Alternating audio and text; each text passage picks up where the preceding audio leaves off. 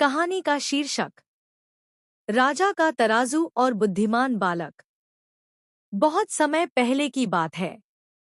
एक राज्य था जहां का राजा बहुत ही अभिमानी और घमंडी था। राजा को अपने ज्ञान पर बड़ा घमंड था और वह स्वयं को सबसे बुद्धिमान समझता था। एक दिन राजा अपने सिंहासन पर बैठा हुआ था। राजा, मंत्री जी, क्या मेरे राज्य में मुझसे अधिक बुद्धिमान कोई व्यक्ति है? मंत्री डरते हुए, महाराज, आपकी बुद्धिमानी का तो कोई मुकाबला ही नहीं है। राजा हंसते हुए, फिर भी मैं परखना चाहता हूं। आज मैं एक परीक्षा लूंगा। राजा ने आदेश दिया। राजा, कल पूरे राज्य में घोषणा कर दी जाए।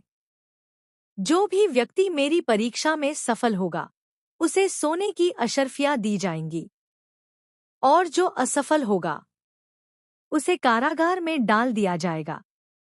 मंत्री घबरा गया, लेकिन आदेश मानना पड़ा। घोषणा हुआ। सुनो सुनो सुनो, राजा की आज्ञा है। जो राजा की परीक्षा पास करेगा उसे इनाम मिलेगा। जो असफल होगा उसे कारागार। अगले दिन राजदरबार में भीड़ लग गई।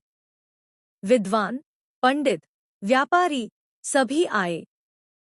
राजा ने सामने एक तराजू रखवा दिया। राजा, मैं इस तराजू से तुम्हारी बुद्धि तौलूंगा। सब लोग हैरान।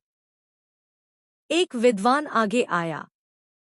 राजा, बताओ, इस तराजू के दोनों पलड़ों में क्या रखूं कि यह हमेशा बराबर रहे? विद्वान सोचता रहा। चुप।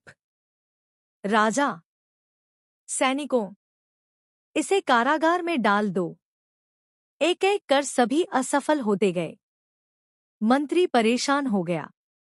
मंत्री मन में, यह तो अन्याय है। यह सवाल ही गलत है।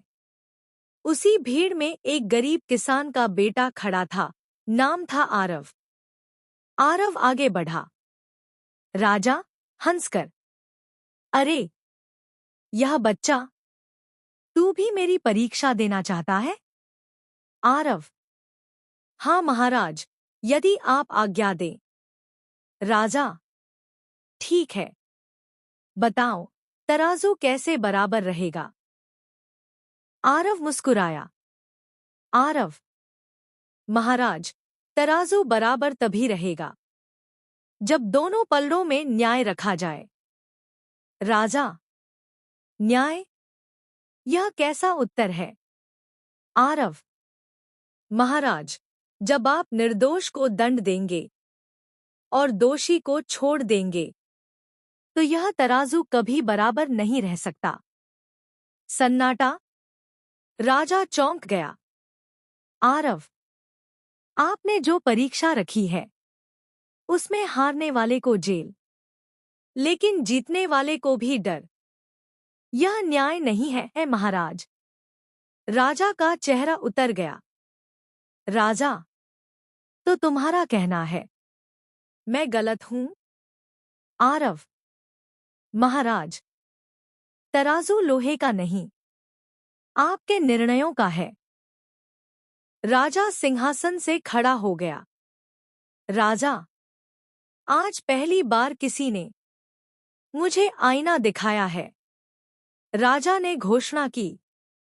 राजा, आज से कोई भी निर्दोष दंडित नहीं होगा और इस बालक को राज दरबार का सलाहकार बनाया जाता है।